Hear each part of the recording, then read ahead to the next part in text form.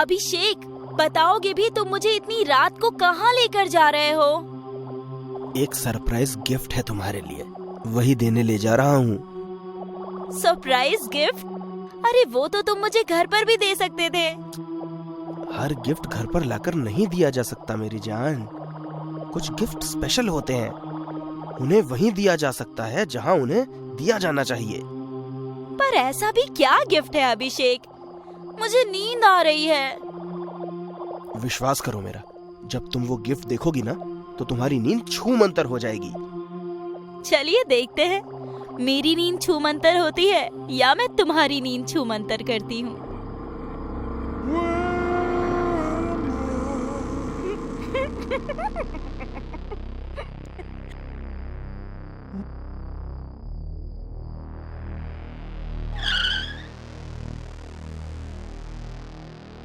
लो बीवी साहिबा, आ गई हमारी मंजिल, उतरिए। वाह, कितना खूबसूरत बंगलो है। पसंद आया? मुझे क्या, ये तो किसी को भी पसंद आएगी। तो इस बंगलो में तुमने सरप्राइज गिफ्ट छुपा रखा है? छुपा कर नहीं रखा, वो सरप्राइज गिफ्ट तो मैं तुम्हें दे चुका हूँ। मतलब? No no no no no no, तुम्हारा मतलब कि ये बंगलो? 100%। ये रही कीज, गेट खोलिए। तुमने सच ही कहा था, मेरी नींद तो वाकई छूमंतर हो गई। वाह! बंगलो की खुशी में मैंने कल 2-3 लोगों को एक छोटी सी गैदरिंग के लिए बुलाया है। बहुत अच्छा किया।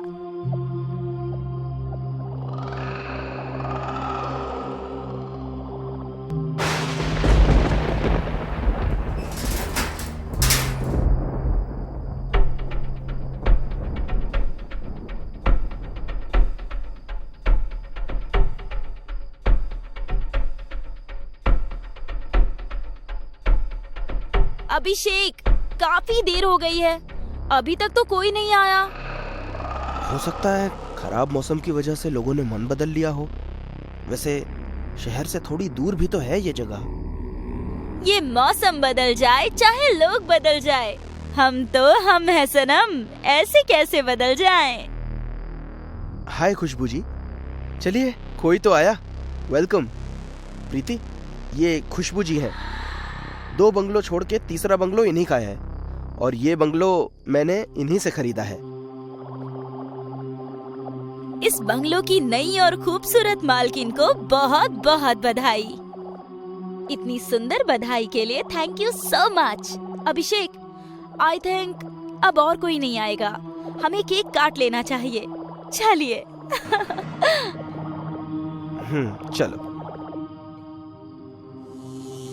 ये लाइट्स को क्या हो रहा है? डोंट वरी, कभी कभी हो जाता है, वायरिंग चेंज करवा लेना। भोला, मेरा मोबाइल बाथरूम में रखा है, जल्दी लेकर आओ। उसमें इलेक्ट्रिशियन का नंबर है, अभी कॉल करती हूँ।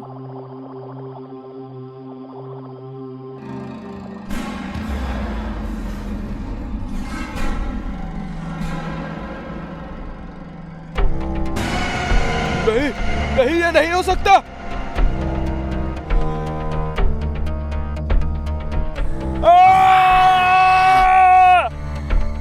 ये भोला अब तक आया क्यों नहीं? 1 मिनट, अभी आई। आज ही मार डालो इसे। पागल हो गई हो क्या? इतनी जल्दी नहीं, थोड़ा वक्त चाहिए मुझे। सब कुछ प्लानिंग से होगा। वक्त कहीं इतना ना हो जाए कि वक्त से पहले मौत आ जाए। भोला, भोला, कहाँ हो तुम? भोला, भोला कहाँ हो तुम? कहाँ चला गया ये? भोला, भोला, कहाँ हो तुम?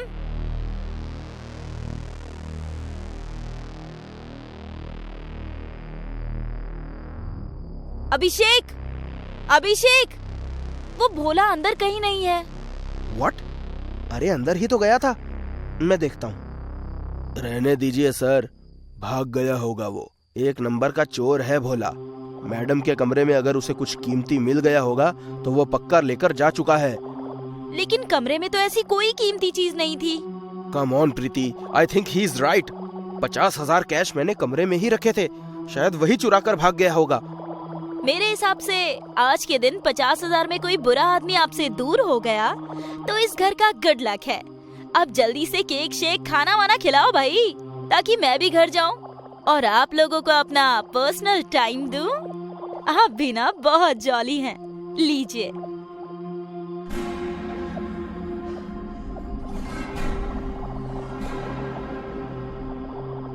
प्रीति, मुझे ऑफिस का कुछ काम है, मैं हॉल में बैठकर कर लूंगा, तुम सो जाओ।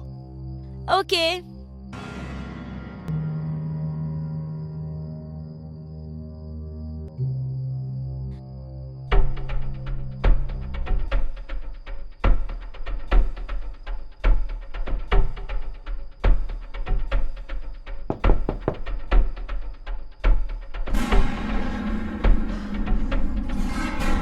ये सब सच में हुआ था या कोई बुरा सपना था?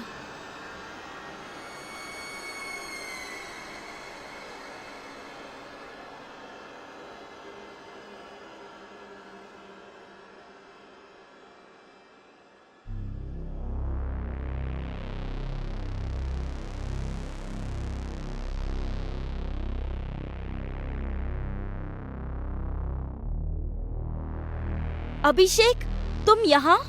मुझे लगा तुम ऑफिस निकल गए। अरे हाँ, मैं ऑफिस ही जा रहा था, लेकिन खुशबू जी का फोन आ गया कि अपना बैलेंस अर्जेंट चाहिए, तो यहीं आ गया। अब आप दोनों बातें कीजिए, मैं चलता हूँ।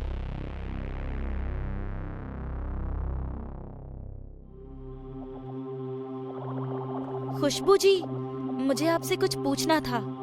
हाँ, पूछो। कल रात मुझे ऐसा लगा जैसे कोई नीचे से मेरे बेड को खटखटा रहा हो, लेकिन नीचे देखा तो वहाँ कुछ नहीं था। कहीं उस बंगलो पर किसी बुरी आत्मा का साया तो नहीं, जिसके चलते आपने उसे बेच दिया?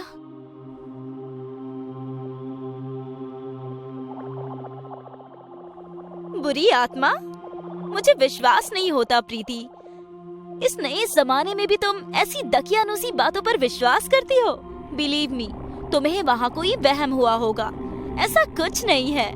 मैं तो बरसों वहाँ रही हूँ और मैंने उस बंगलो को इसलिए बेचा क्योंकि मैं दो बंगलों का मेंटेनेंस हैंडल नहीं कर पा रही थी। यू नो ना, मेरे हस्बैंड के मिसिंग हो जाने के बाद मैं फाइनेंशियली बहुत ज्यादा टूट गई थी। पुलिस ने भी गिव अप कर दिया है।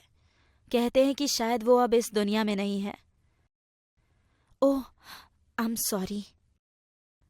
कोई बात नहीं, मैं चाय लाती हूँ। चाय फिर कभी, अभी चलती हूँ।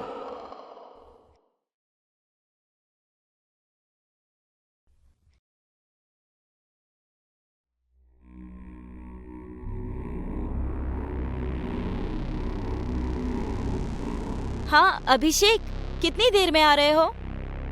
सॉरी यार, मुझे एक क्लाइंट को लेने शहर से बाहर जाना है, तो थोड़ा लेट हो जाएगा। तुम सो जाना। क्या अभिषेक, कितने प्यार से खाना बनाया था कि साथ खाएंगे। आई नो बाबा, लेकिन काम तो काम है। मैं सोनू को घर भेज दूंगा। बाय।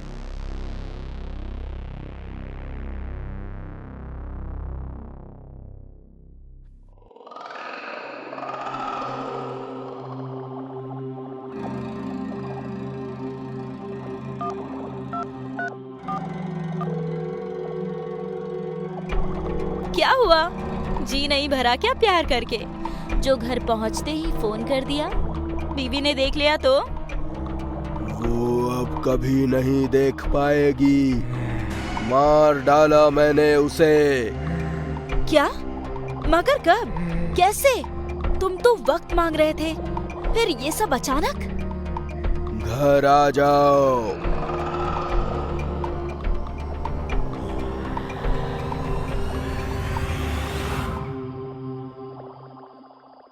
सोनू, सोनू, जल्दी आओ सोनू। ये तो मैडम जी की आवाज है। क्या हुआ मैडम जी? सोनू, बेड के नीचे कोई है।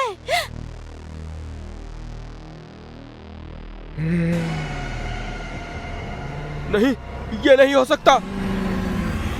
क्या हुआ सोनू? क्या नहीं हो सकता? मैडम, वो वापस आ गया है मैडम। वो कौन?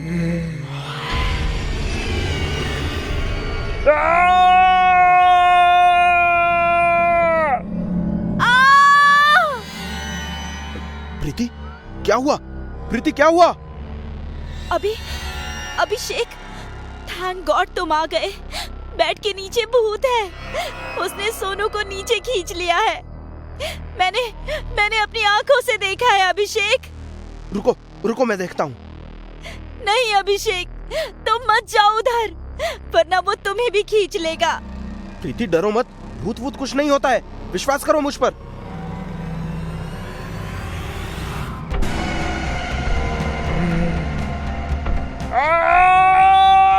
प्रीति, बचाओ मुझे, बचाओ! अभिषेक, अभिषेक!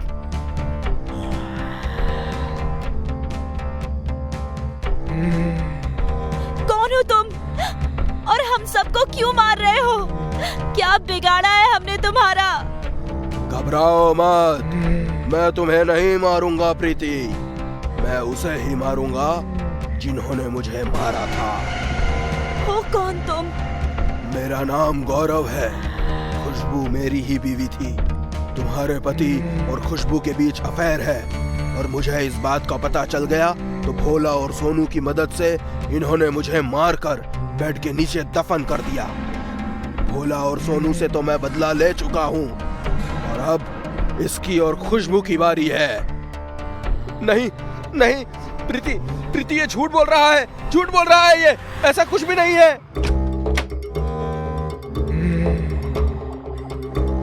अभिषेक, तुम इसके साथ? तुमने तो कहा था कि तुमने इसे मार दिया है। गौरव? फोन अभिषेक ने नहीं, मैंने किया था तुम्हें। वक्त पर आ गई हो, अब तुम दोनों साथ मरोगे। गौरव, मुझे माफ कर दो, मुझे छोड़ दो। मैंने नहीं, अभिषेक ने मारा था। नहीं गौरव, ये झूठ बोल रही है। मैंने नहीं, इसने ही मारा था तुम्हें। मैं जानता हूँ मुझे किसने मारा था। तुम दोनों मरोगे।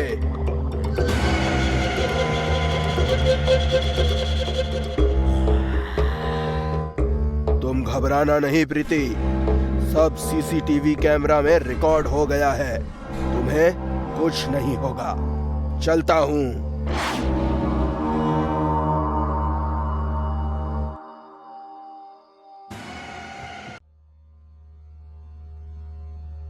इस दुनिया में हर चीज भोगने के लिए बनी है, लेकिन कुछ चीजों का सुख भोगने के लिए इंसान इस छोटे से जिस्म में खुद बड़ा लालच पाल लेता है।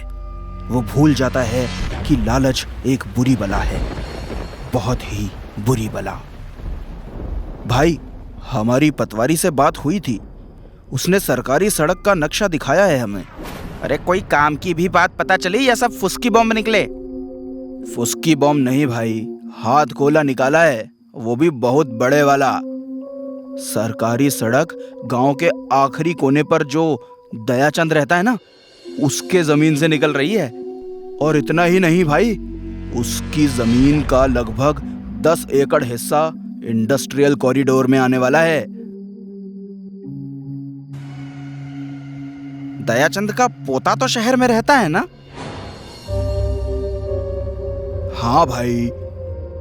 इसका मतलब अगर हम उसकी जमीन अभी खरीद लें तो हम जिंदगी भर ऐश से रह सकेंगे। हाँ भाई, बिल्कुल यही बात है। बताओ फिर क्या करें आगे? ये तो अब ध्यानचंद ही बताएगा कि आगे क्या करना है। देख बुड्ढे, तेरे पांव कब्र में लटके हैं, इसलिए कहता हूँ इस जमीन जायदाद से मोह त्याग कर इन कागजात पर दस्तखत कर ले, अपनी जमीन हमारे नाम कर दे। और अगर तुझे ये डर सता रहा है कि हम तुझसे फ्री की रेवाड़ियाँ ले रहे हैं तो तनाव मुक्त हो जा। तेरी जमीन का जितना बनता है उसकी पाई पाई तुझे मिल जाएगी और अपनी रुखसती तक ऐश के साथ इस घर में रह, कोई कुछ नहीं कहेगा तुझे। किसान के लिए उसकी जमीन माँ होती है और माँ का सौदा नहीं किया जाता। जा सकते हो तुम, दरवाजा सामने है। काका, बूढ़ी हड्डियों को जवान खून की तरह कड़कना नहीं चाहिए। हड्डियां टूटने का डर रहता है। अब ये अपनी डायलॉग बाजी बंद कर और चुपचाप दस्तखत कर। भैया, आप लोग ये काका से ऐसे कैसे बात कर रहे हैं? अगर ये अपनी जमीन नहीं बेचना चाहते तो हमें इनके फैसले की रिस्पेक्ट करनी चाहिए। मेरे ख्याल से हमें यहाँ से चलना चाहिए। छोटे, अपना ख्याल अपने पास ही रख, शहर में गुजर बसर करने के काम आएगा।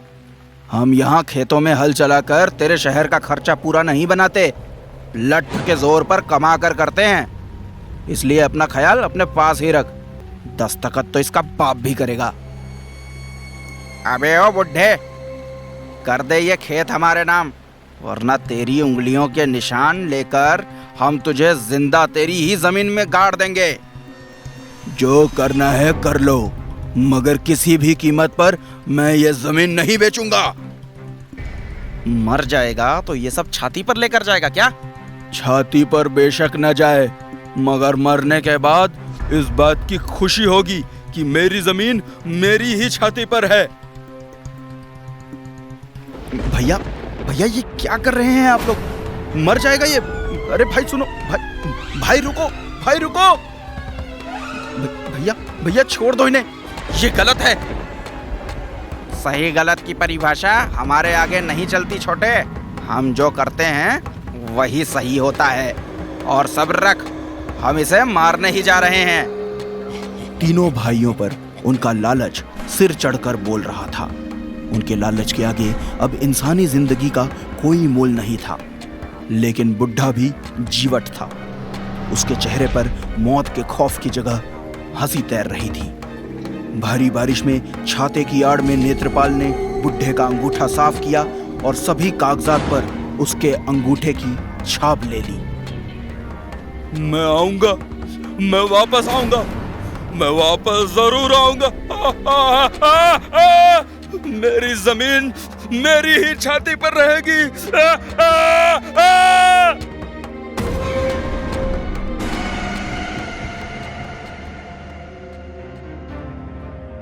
भाई, आज शराब के हर घूंट के साथ दयाचंद की याद आ रही थी। पिछले साल जब उसकी जमीन हथियाई थी तब भी यही मौसम था। साला क्या बोल रहा था? मेरी जमीन मेरी ही छाती पर रहेगी।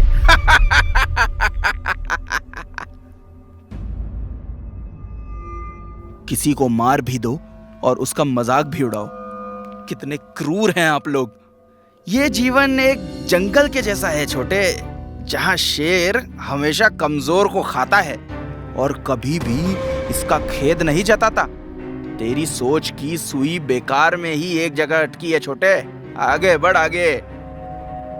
पर भाई, उस मरी हड्डी ने एक बात और बोली थी, मैं वापस आऊंगा, मैं वापस आऊंगा, मैं वापस जरूर आऊंगा। अगर वो सच में आ गया तो? अरे भाई, अभी तो एक ही पैग लगाया है तूने और कैसी बहकी बहकी बातें करने लगा है? दारू पी आराम से, मरे हुए लोग वापस नहीं आते कभी। अरे लेकिन सोचो, अगर वो वाकई में आ गया तो वो हर बुराई को खत्म कर देगा, जैसे भगवान राम ने रावण को मार कर किया था। मैंने कहा था ना कि मैं वापस आऊंगा। मैं आ गया तुम सबको लेने। नहीं नहीं, ये नहीं हो सकता। पर ये तो मर चुका है ना भाई। जान बचानी है तो भागो।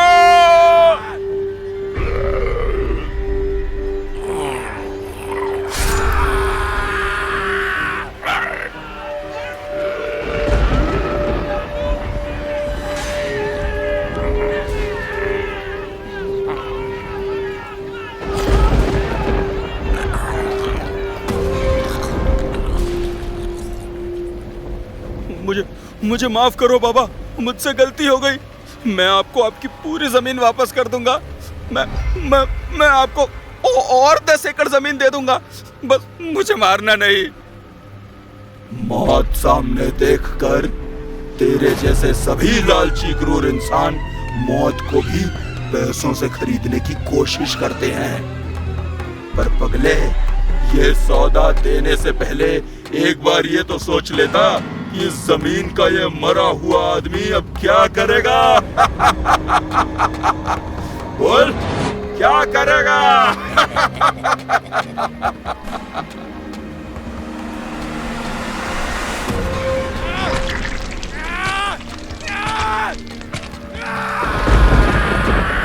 तुम्हें मुझसे डरने की जरूरत नहीं है बेटा, तुम भले इंसान हो। कुछ दिनों में मेरा पोता दिल्ली से यहाँ आने वाला है। मेरी जमीन उसके नाम चढ़ा दो, वरना मेरी जमीन मेरी छाती पर ही रहेगी। समझ रहे हो ना? जरूरत से ज्यादा हासिल करने की चाहत लालच को जन्म देती है, और लालच बुराई को, और बुराई का नाश होना हमेशा से तय रहता है।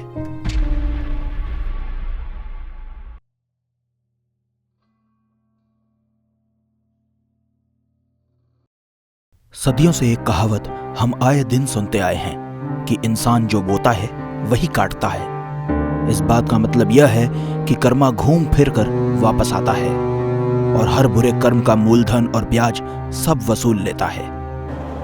सालों से दिल्ली में रहने वाले अभय को बेंगलोर की एक आईटी कंपनी ने मैनेजर पोस्ट नौकरी पर रखा है। उसी सिलसिले में अभय अपने परिवार के साथ दिल्ली से बेंगलोर शिफ्ट हो रहा है, लेकिन वो नहीं जानते कि इनके परिवार का कर्मा इनसे सवाल जवाब करने वाला है, जहां होगा मौत का खूनी खेल। शीला, ध्यान से अलार्म लगा लेना, कहीं ऐसा ना हो हम सोते रहें और स्टेशन छूट जाए। डोंट वरी पापा, आपकी बेटी ने आपका ये काम आधे घंटे पहले ही कर दिया है। पूरे 4 अलार्म लगाए हैं। थैंक यू बेटा, एक तू ही है जो हर काम सही करती है। तेरी माँ के ऊपर कोई काम छोड़ दो तो समझो गई भैंस पानी में। कुछ ज्यादा नहीं हो गया अभय? Good night.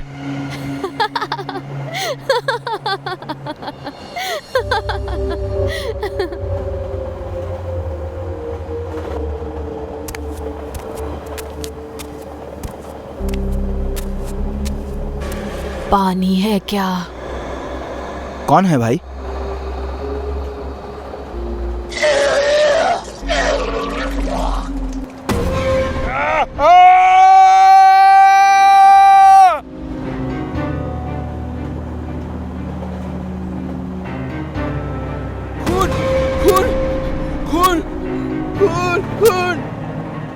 अभय, क्या हुआ? पापा, आप ठीक हैं? खून खून खून खून खून। पापा, पापा आंखें खोलिए पापा, क्या हुआ? अभय, कैसा खून? खून खून। अभय होश में आओ। अभय! शीला, आकृति, वो यहाँ एक लड़की थी, उसने खून की उल्टी की मेरे ऊपर। खून की उल्टी? मगर यहाँ तो कोई नहीं है। लगता है भाई साहब ने कोई बुरा सपना देख लिया है। पानी पिलाइए इन्हें।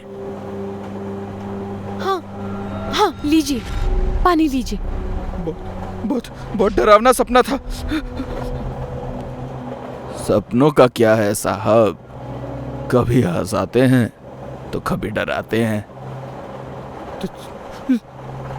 तुम कौन हो?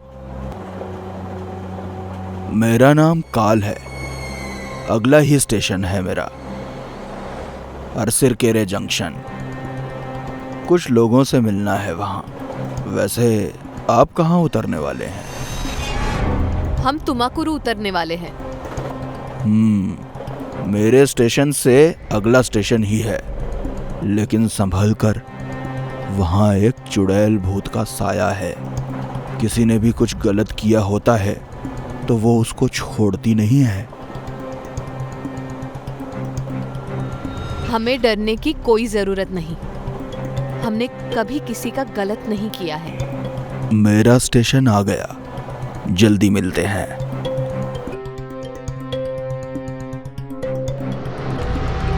ये आदमी बहुत अजीब सा लग रहा था मुझे। अजनबियों की बातें अजीब लगना आम बात है पापा। तो हो जाए हाई फाई। अभय और उसका परिवार अपनी हंसी में बुरे सपने को पल भर में भूल गया, लेकिन अभय के माथे पर चिंता की लकीरें जरूर नजर आने लगी थीं। मगर अपनी चिंता से ज्यादा अभी ध्यान उस स्टेशन पर देना था जहां उन्हें उतरना था। तुमाकुरु स्टेशन आते ही तीनों उतर गए।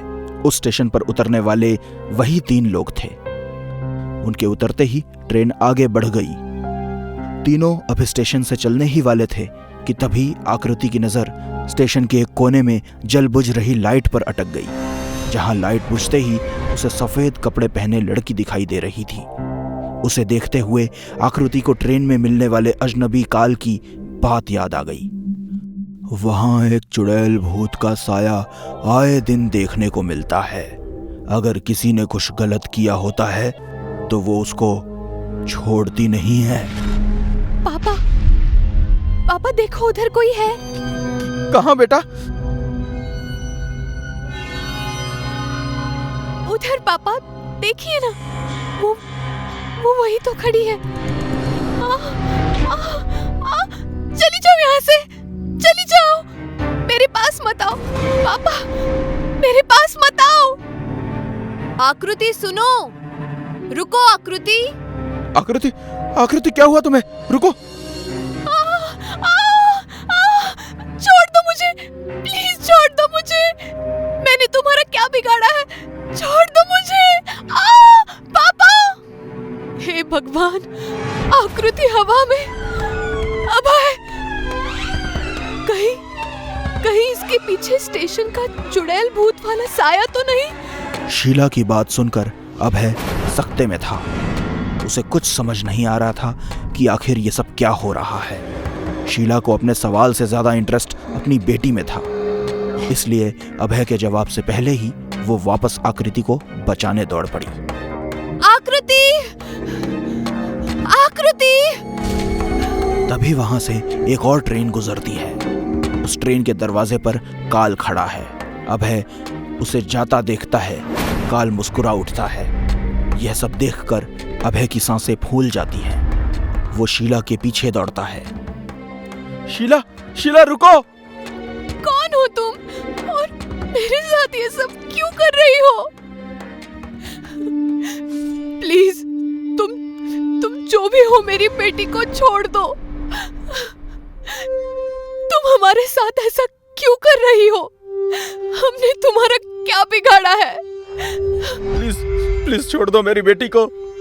अगर तुम चाहते हो कि मैं तुम्हारी बेटी को छोड़ दूं, तो सच बोल। कैसा सच? मेरा सच। आरती? चलो याद तो आई। अब सच बता वरना तेरी बेटी गई। नहीं नहीं नहीं, मेरी बेटी को कुछ मत करना। अभय, ये जो पूछ रही है इसे बता दो प्लीज, वरना हमारी बेटी। प्लीज बता दो अभय।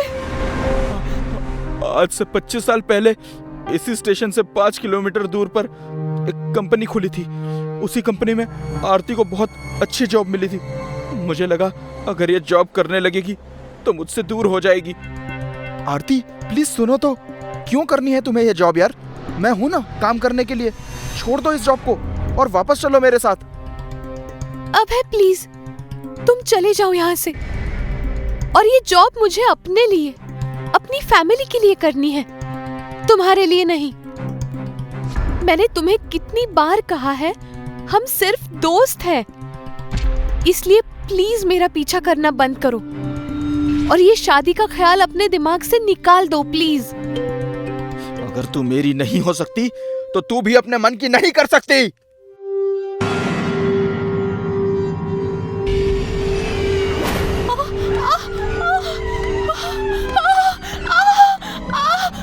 बचाओ, बचाओ, बचाओ। मैंने आरती को एसिड डालकर मार दिया, मगर मेरी किस्मत अच्छी थी। मैं पुलिस से बच गया और एक दिन में ये शहर छोड़कर दिल्ली शिफ्ट हो गया। लेकिन ये जगह मुझे फिर वही खींच लाई। मुझे माफ कर दो आरती, मुझे माफ कर दो।